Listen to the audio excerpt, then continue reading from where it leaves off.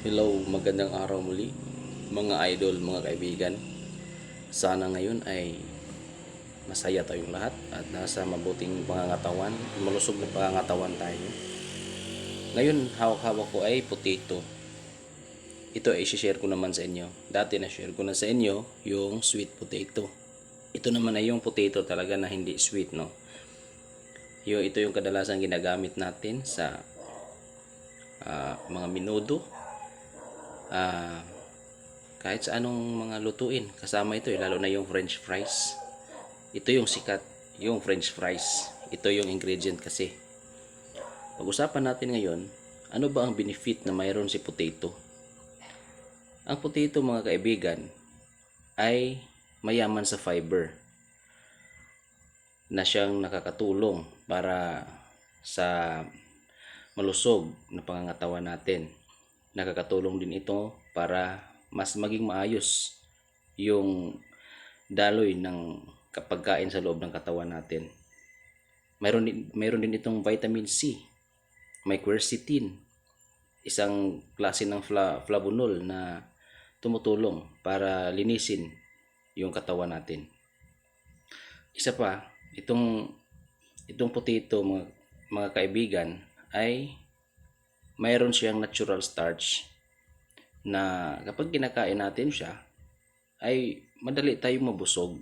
Para sa mga nagda-diet, nakakatulong para hindi kain ng ibang klase ng carb, lalo na yung carb na nanggagaling sa rice. Yun kasi yung nagpapataba. So mga kaibigan, ito pa, mayroong pag-aaral na yung mga pagkain na may kasamang sangkap na galing sa mga preskong halaman ay nakakatulong para pigilan yung cancer. Yun, ulitin ko, preskong halaman. Hindi sinasabing fried.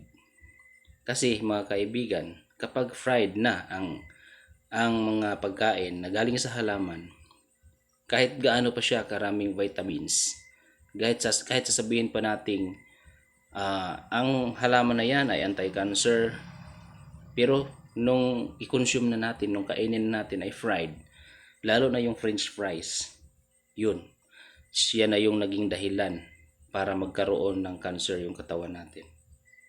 Kaya hindi naman sa dinidiscourage ko kayong kumain ng french fries, no? Pero ngayong nalaman natin na hindi makakabuti yung pagkain ng mga fried na pagkain na galing sa halaman, kahit sa patatas pa yan, ngunit fried naman ang niluto mo, magiging cause na siya ng cancer. Please lang, sa mga mahilig ng french fries dyan, iwasan na natin po, tigilan na natin bago pa mahuli ang lahat. Hindi naman sa bigla, wag naman sigurong biglain para hindi naman maano yung mood natin na bigla tayong titigil. Moderation, pero alam nyo na, hindi naman ako ang may sabi lang na ganun ang french fries, ganun yung mga fried na pagkain. Yun ay pinag-aralan ng mga eksperto. Kaya mga kaibigan, ang potato ay healthy kapag lutuin natin siya ng hindi fried. Pwedeng steam o pwedeng i-boil.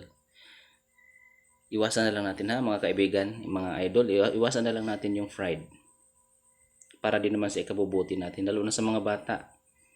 Kasi kahit yung anak ko, iko-control ko na yun kasi paborito niya yung fries, yung french fries.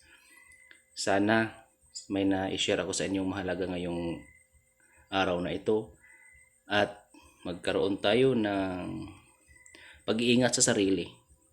God bless mga idol. At sa susunod nating video, mag-uusap-usap ulit tayo tungkol sa ibang klase na naman ng mga halaman na nakakatulong para sa ating kalusugan.